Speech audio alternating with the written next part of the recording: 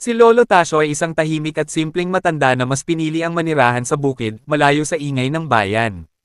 Doon, ang kanyang mundo ay binubuo ng malamig na hangin, palay na sumasayaw, at huni ng mga ibon tuwing umaga. Sanay na siya sa katahimikan, pero hindi niya alam na may magbabago sa kanyang buhay. Isang hapon, habang nag-iigib si Lolo Tasyo sa poso malapit sa puno ng balete, may narinig siyang mahina at kakaibang tawanan. Akala niya ay hangin lamang, ngunit nang tumigil siya, tumigil din ang tawanan. Paglingon niya, wala namang tao. Nang pauwi na siya, napansin niya ang maliit na bakas ng paa sa lupa, sobrang liit, parang mula sa isang batang paslit pero may kakaibang hugis. Kinabukasan, habang nag-aapoy si Lolo Tasyo ng kalan para magluto, bigla na lang may umusog na maliit na kahoy sa tabi niya. Pagharap niya, may nakita siyang maliit na nilalang, mga 3 dangkal lang ang taas, nakasuot ng lumang damit na parang mula sa dahon, at may ilaw ang mga mata. Huwag kang matakot, Lolo, sabi ng maliit na boses. Ako si Paikoy, isang duwende. Matagal na kitang minamatyagan. Mabait ka at hindi mo sinisira ang lupa, kaya gusto kitang maging kaibigan. Napakamot ng ulo si Lolo Tasyo, hindi makapaniwala sa nakita. Kung duwende ka, bakit ka nagpakita sa akin? Tanong niya. Ngumiti si Paikoy. Dahil kailangan mo ng kasama dito sa bukid. At baka kailangan mo rin ng tulong. At doon nagsimula ang kakaibang pagkakaibigan ng isang matandang magsasaka at isang mahiwagang nilalang na tagapagbantay ng bukid. Ito ang simula ng mga hiwaga at pakikipagsapalaran ni Lolo Tasyo at Paikoy, ang duwende. Simula nang magpakita si Paikoy kay Lolo Tasyo, naging mas makulay ang buhay sa bukid.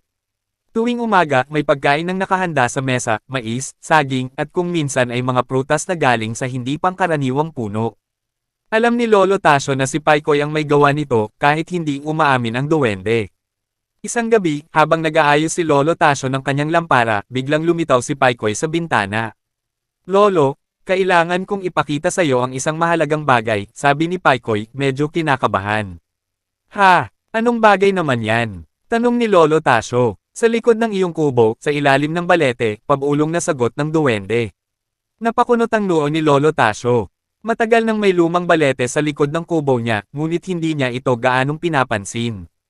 Tahimik lang itong nakatayo, parang gwardya sa dilim. Lumabas sila at nagtungo sa puno. Ang hangin ay malamig at parang may ibinubulong ang mga dahon. Kumislap ang kamay ni Paikoy at dahan-dahan niyang hinaplos ang ugat ng puno. Biglang nagbukas ang lupa, hindi malaki, sapat lang para makita ni Lolo Tasyo ang loob.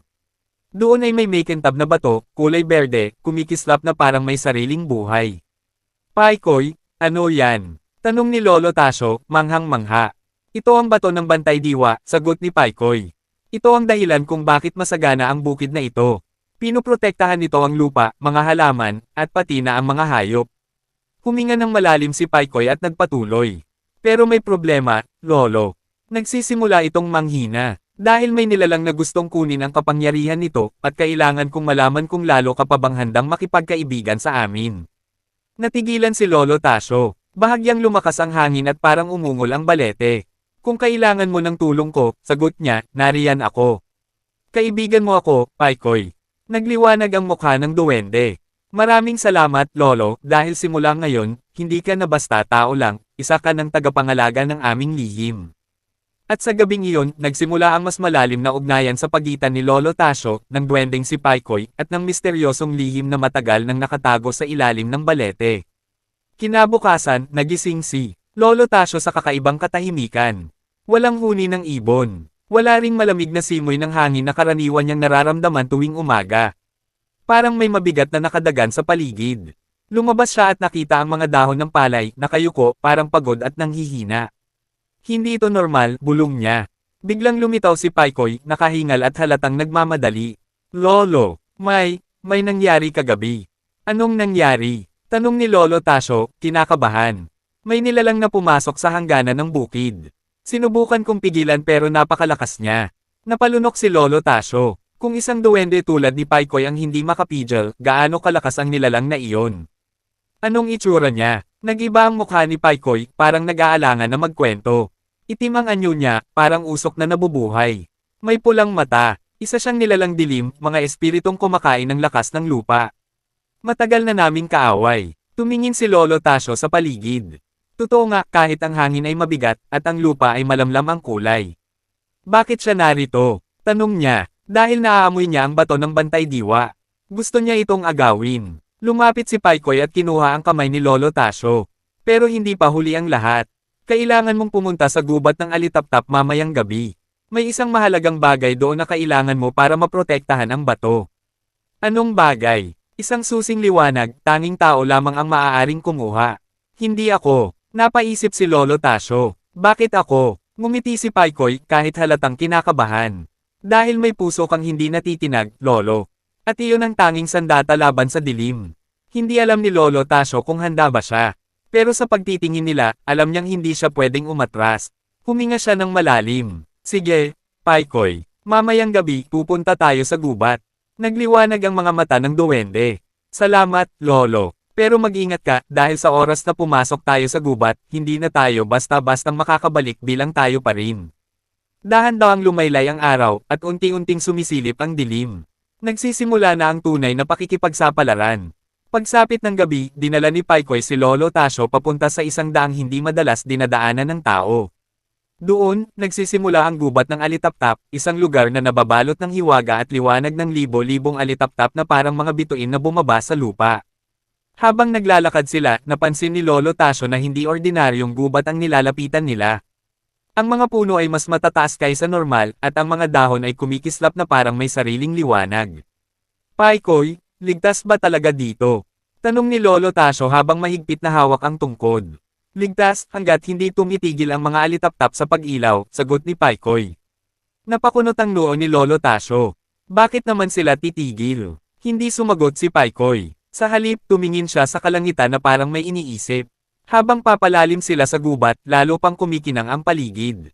Ilang sandali pa, nakita nila ang isang bukas na parang. Sa gitna nito ay may maliit na hukay na hugis bilog at sa loob ay may nakalutang na liwanag, tila apoy pero hindi mainit. Lolo, sabi ni Paikoy, iyan ang susing liwanag. Isa itong kapangyarihang nagbibigay lakas sa mga tagapangalaga ng lupa. Kung makukuha mo ito, hindi basta-basta makakalapit ang nilalang dilim. Lumapit si Lolo Tasyo. Ngunit bago niya maabot ang liwanag, biglang dumilim ang buong gubat parang sinipsip ng isang malaking anino ang lahat ng ilaw. Paikoy, ano to? Nanlaki ang mga mata ni Paikoy. Hindi pwede, naririto siya. Mula sa likod ng mga puno, lumabas ang isang hugis usok na nilalang, may pulang matang kumikislap sa kadiliman. Ang hangin ay lumamig, at ang lupa ay parang nanghina. Paikoy, ang duwende ng bukid, sabi ng nilalang na tila bulong. Nang sumpa. At ngayon, ang kanyang bagong kaibigan. Lumapit ang anino, at ang mga alitaptap ay nagsitakbuhan, nagsipagtagwan. Hindi mo makukuha ang bato, sigaw ni Paikoy, tumayo sa harap ni Lolo Tasyo. Tumawa ang nilalang dilim. Hindi niyo ako mapipigilan. Ang liwanag at lupa ay pagmamay-ari ko na ngayon. Takot na takot si Lolo Tasyo, pero hindi niya pinabayaan si Paikoy. Tumayo siya at dahan-dahan niyang inabot ang susing liwanag. Nang mahawakan niya ito, BAGLAK. Isang malakas na liwanag ang lumabas, tumama sa buong gubat, at nagpaurong sa nilalang dilim. Sigaw nito habang umatras at naglaho sa dilim. Pagbalik ng kulay sa gubat, nakahawak si Lolo Tasyo sa liwanag na tila naging maliit na kristal sa kanyang palad. Paikoy, nangyari yun dahil sa akin. Ngumiti ang duwende, bagaman pagod. Oo, Lolo, dahil tinanggap mo ang tungkulin. Ikaw na ngayon ang may hawak ng kapangyarihang magpapatuloy ng liwanag. At sa gabing iyon, nagsimula ang pagbabago kay Lolo Tasyo, hindi na lamang siya simpleng matanda. Siya na ang tagapagdala ng susing liwanag. Pagbalik nila ni Paikoy mula sa gubat ng alitaptap, dama ni Lolo Tasyo ang kakaibang init sa kanyang palad. Ang susing liwanag, na ngayoy hugis maliit na kristal, ay kumikislap sa tuwing hinahawakan niya, parang may sariling tibok, parang puso. Paikoy, tanong ni Lolo Tasyo habang naglalakad pa uwi, bakit parang sumusunod sa tibok ko itong bato? Dahil, Lolo, sagot ni Paikoy, ang susing liwanag ay kumikilos ayon sa kabutihan ng pusong may hawak nito. Sa iyo siya kumukuha ng lakas. Napatigil si Lolo Tasyo. Ibig sabihin, kung mawala ang bait ko o galit ako, manghihina ito. Tumanggaw si Paikoy. Oo. At kung ikaw ay may takot, mas madali kang masasaktan ng mga nilalang na nasa dilim. Nagpatuloy sila sa paglakad hanggang makarating sa kubo. Ngunit pagdating nila, may napansin agad silang mali. Ang palayan ay tuyo, parang sinipsip ng lupa ang tubig. Ang mga halaman ay nalalanta, at ang hangin ay malamig at mabigat. Paikoy, nangyari ba to dahil sa nilalang dilim? Tanong ni Lolo Tasyo. Oo, huling babala niya ito, sagot ng duwende. Hinahanap niya ang bato ng bantay diwa. At alam niyang ikaw na ang may hawak ng susi para protektahan iyon. Lumapit si Lolo Tasyo sa palayan at hawak ang kristal. Hindi niya alam kung paano gamitin ito, pero tumitibok ang liwanag sa palad niya. Subukan mo, Lolo, sabi ni Paikoy. Pumikit ka, huminga ng malalim, at isipin mo ang lupa bilang buhay, hindi bilang trabaho. Nagpumikit si Lolo Tasyo at naglagay ng kamay sa lupa. Habang humihinga, naramdaman niya ang bigat, pagod, at pangungulila ng lupa. Parang umiiyak ito. Hindi kita pababayaan, bulong niya. Biglang lumiyab ang kristal, at kumalat ang liwanag sa lupa, parang malalambot na alon ng ilaw. Dahan-dahang bumalik ang kulay ng mga halaman. Ang mga palay ay muling tumayo, at ang tuyong lupa ay unti-unting nabasa, tila may umuusbong na panibagong buhay. Nanlaki ang mata ni Paikoy. Lolo, magaling. Hindi lahat ng tao nagagawang patahimikin ang lupa sa unang subok. Hindi ko rin alam kung ano ang ginawa ko, sagot ni Lolo Tasyo, habol hininga. Pero nagawa mo pa rin, sabi ni Paikoy, nakangiti. Bumabalik ang buhay sa bukid dahil sa iyo. Nang mapawi ang liwanag, napatingin si Lolo Tasyo sa paligid. Mas maganda pa ngayon ang bukid kaysa dati. Pero may naramdaman siyang kakaiba, parang may matang nakamasid sa kanila mula sa malayo. Paikoy, hindi pa tapos to, di ba? Tumigas ang mukha ng duwende. Hindi pa, Lolo. Dahil kung nagigising na ang kapangyarihan mo, mas nagigising din ang galit ng nilalang dilim. At doon nagwakas ang gabi, hindi sa katahimikan, kundi sa isang pangakong darating ang mas malaking panganib. Kinabukasan, maaga pa lang ay gising na si Lolo Tasyo. Kahit, pinagod siya ng pagbalik buhay ng palayan, tila may kakaibang lakas sa kanyang dibdib. Ang liwanag mula sa kristal ay nakapaloob na ngayon sa isang maliit na pendant na ginawa ni Paikoy mula sa dahon ng balete. Para hindi mo laging dala sa kamay, Lolo, sabi ng duwende. Mas ligtas yan kapag suot mo.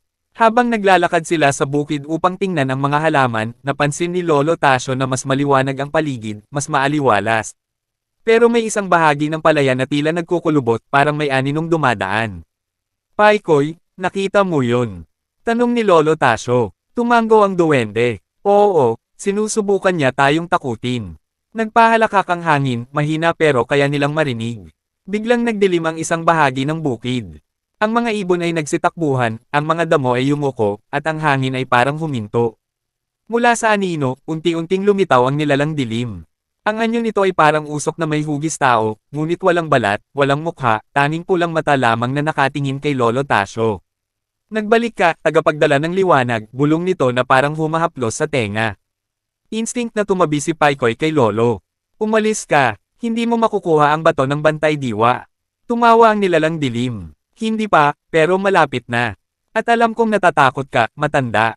Napaisip si Lolo Tasyo. Totoo, may takot siya. Hindi niya alam kung kaya niya talagang labanan ang nilalang na ito.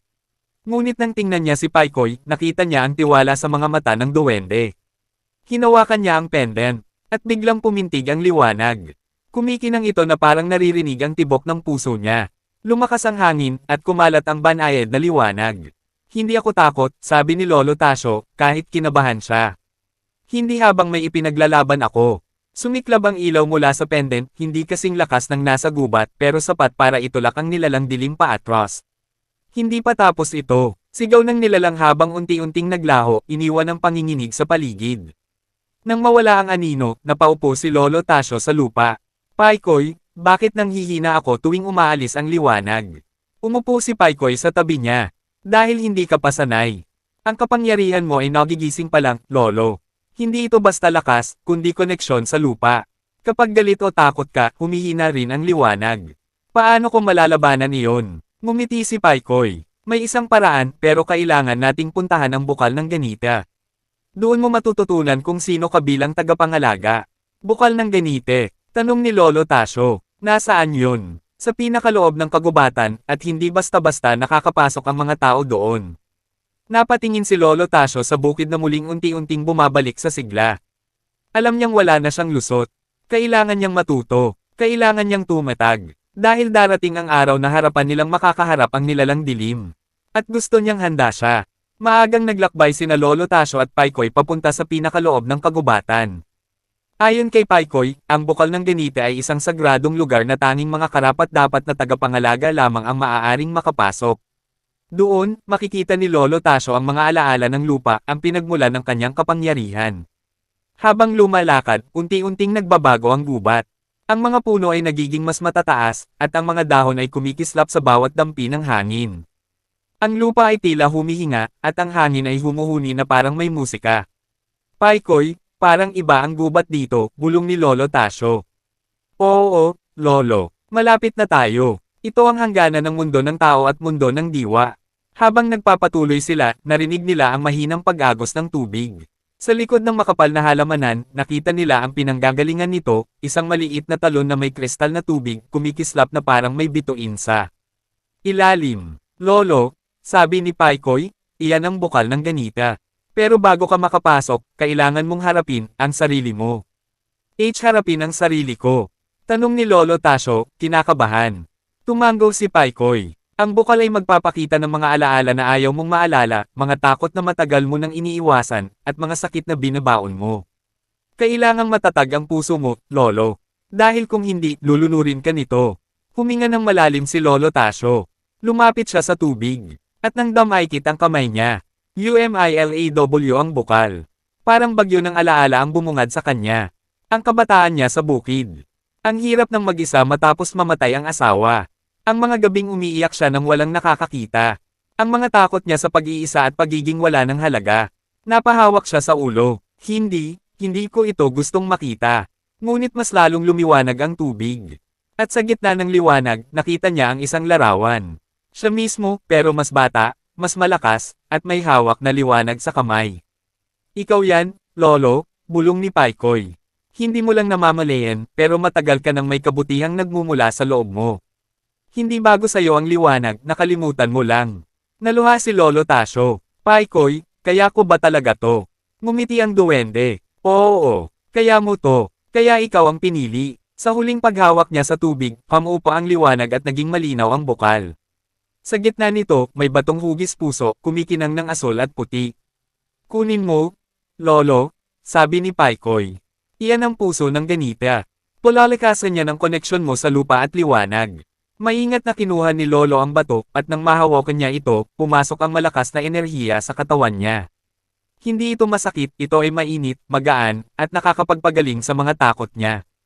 Pagangat niya, nagiba ang pendant sa kanyang leeg. Ang kristal ay nagliwanag, at nagkaroon ng anyong parang hugis araw. Paikoy, anong nangyari? Lolo, isa ka ng ganap na tagapangalaga. Ngunit bago pa sila makaalis, KUMALOG ang gubat. At mula sa itim na siwang ng lupa, lumabas ang boses na kinatatakutan nila. Hindi kayo makakatakas, kayo ang hahanapin ko, tagapagdala ng liwanag. Napatingin si Paikoy kay Lolo Tasyo. Lolo, kailangan na nating bumalik.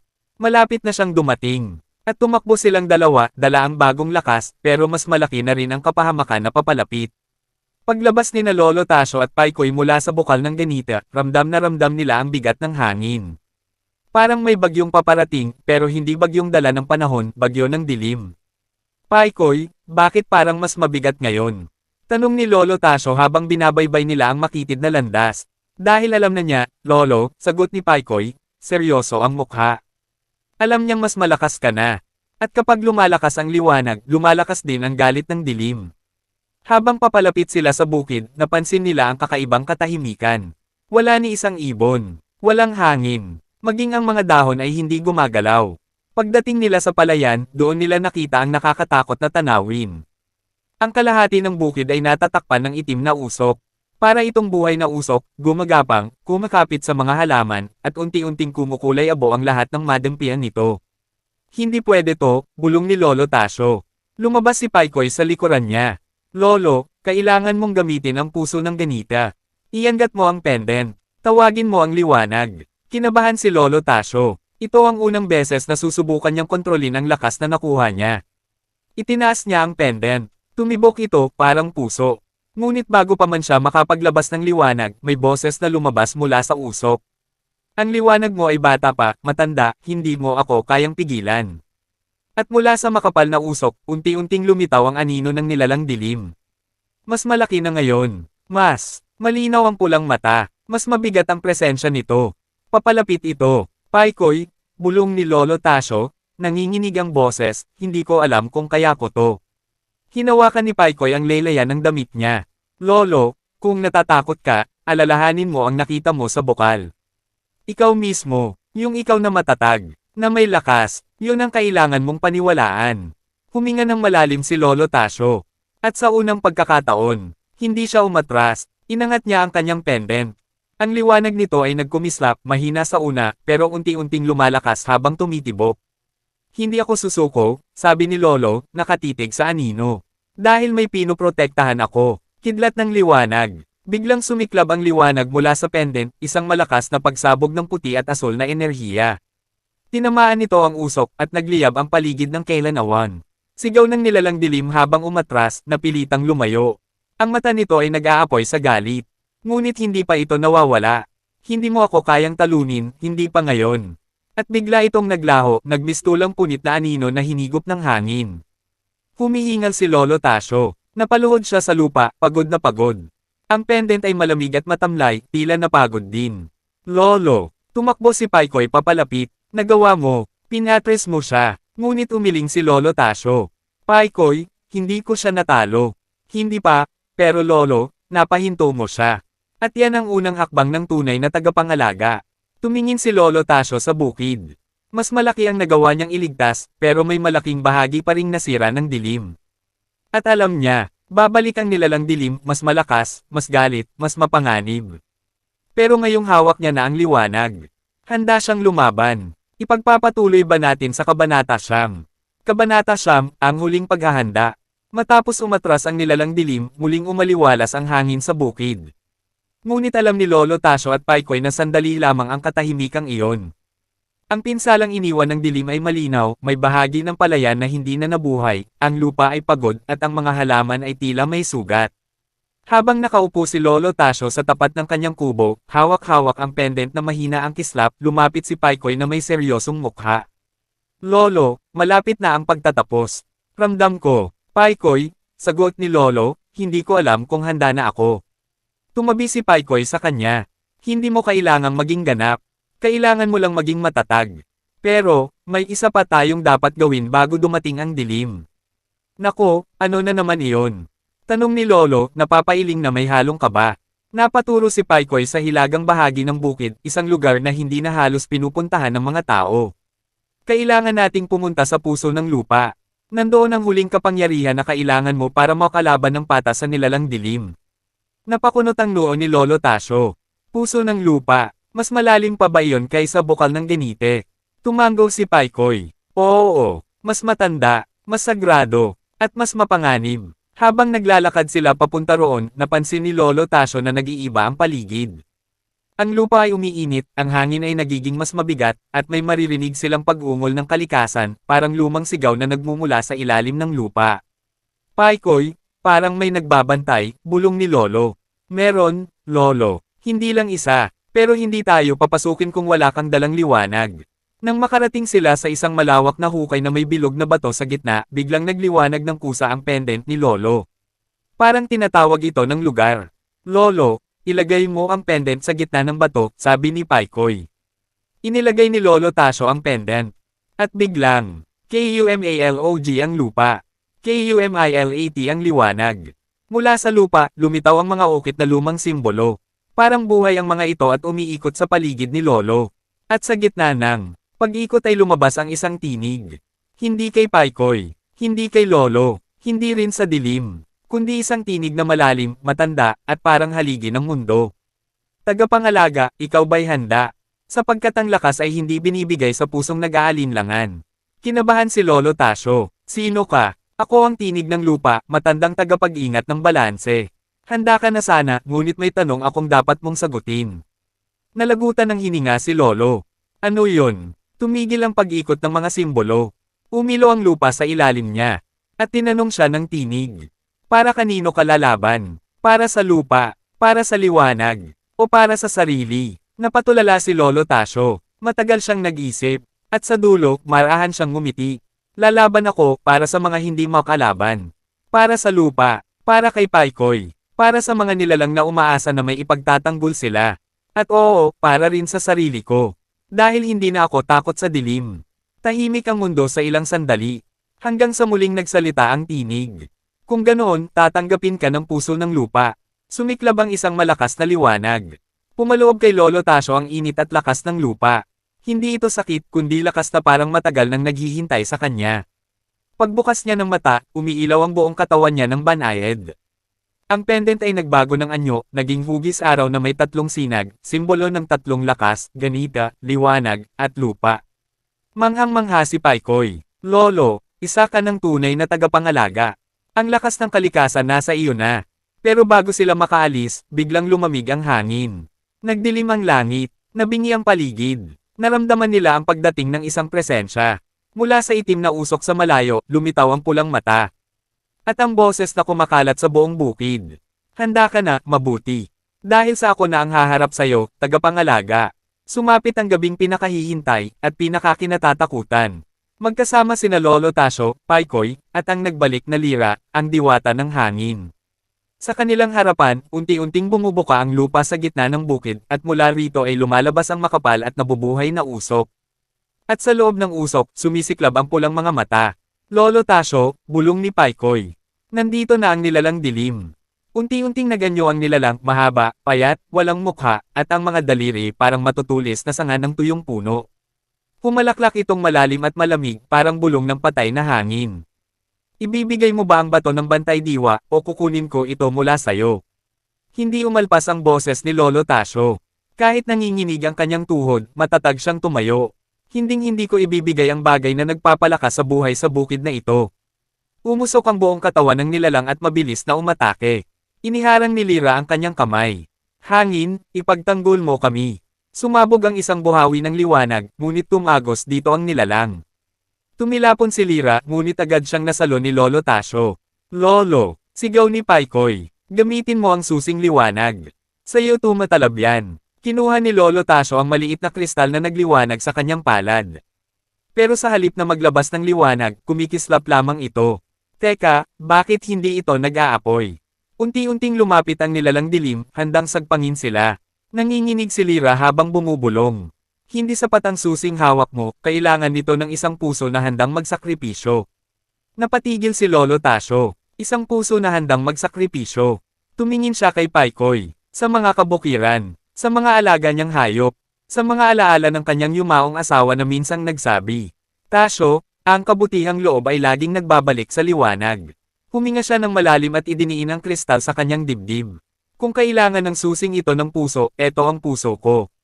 Sumigaw si Paikoy, Lolo, huwag, ngunit huli na. Pumulandet ang nakakabulag na liwanag mula sa katawan ni Lolo Tasyo. Umatras ang nilalang dilim na parang sinusunog ng araw. Lumiwanag ang buong bukid na parang umaga, kahit kalagitnaan ng gabi. Sigaw ng langit at lupa. At sa isang iglap, naglaho ang nilalang dilim kasama ang usok nito, parang abon na tinangay ng hangin. Natahimik ang lahat, nang buksan ni Paikoy ang kanyang mga mata. Nakita niya si Lolo Tasyo, nakaluhod, hingal, ngunit buhay. Lolo, tumakbo silang dalawa ni Lira at niyakap siya. Akala namin mawawala ka, ngumiti si Lolo Tasyo. Hindi mawawala ang isang puso na may liwanag, sabi niya, habang kumikislap pa rin ang kristal sa kanyang palad, ngayon ay kulay ginto. Muling sumigla ang bukid. Tumayo ang mga halaman. Bumalik ang huni ng mga ibon. At ang lupa, sumariwa na parang bagong araro. Umupo si Lolo Tasyo sa tabi ng kanyang kubo, si Paikoy sa kanyang balikat, at si Lira naman ay nakasandal sa puno. Lolo, sabi ni Paikoy, simula ngayon, bantay ka ng bukid, hindi lang para sa sarili mo, kundi para sa buong mundo ng diwa. Tumanggaw si Lolo Tasyo. Kung may paparating na dilim ulit, handa ako. Ngumiti si Lira. Hindi ka na mag-isa, Lolo. Kami ang iyong pamilya. At doon, sa gitna ng tahimik na kabukiran, nagsimula ang bagong yugto ng kanyang buhay, hindi bilang isang simpleng matanda sa bukid, kundi bilang tagapagbantay ng liwanag. Matapos ang lahat ng pagsubok mula sa pagkakaibigan kay Paikoy, pakikipagsapalaran sa gubat, pagbawi sa susing liwanag, hanggang sa paglaban sa nilalang dilim, nauwi ang kwento ni Lolo Tasyo sa isang napakahalagang aral. Ang kabutihan, kahit maliit, ay may malaking balik. Ang pagtulong ni Lolo Tasyo kay Paikoy noong unang araw ay nagbukas ng daan para sa isang pagkakaibigang nagligtas sa buong bukid. Ang tunay na lakas ay hindi galing sa sandata, galing ito sa puso. Hindi tumalab ang susing liwanag dahil kulang ang tapang o lakas, kundi dahil walang tunay na sakripisyo. Nang ibigay ni Lolo Tasyo ang puso niyang may kabutihan, doon nasupil ang dilim. Hindi ka nag-iisa. Sa gitna ng panganib, napatunayan ni Lolo Tasyo na may mga kaibigan siyang handang tumulong, si Paikoy, si Lira, at maging ang mga elemento ng kalikasan. May gantimpala ang pagiging mapagpakumbaba. Hindi niya hinanap ang pagiging bayani, ngunit siya ang piniling tagapagbantay ng liwanag dahil sa kabaitan at puso niyang hindi natitinag. Huling mensahe ng kwento. Sa isang mundo na may halong hiwaga at panganib, ang isang simpleng tao ay maaring maging bayani kung marunong siyang magmahal, magtiwala, at magsakripisyo. At simula noon, naging alamat si Lolo Tasyo. Ang matandang nagligtas ng bukid sa pamamagitan ng liwanag na mula sa kanyang puso.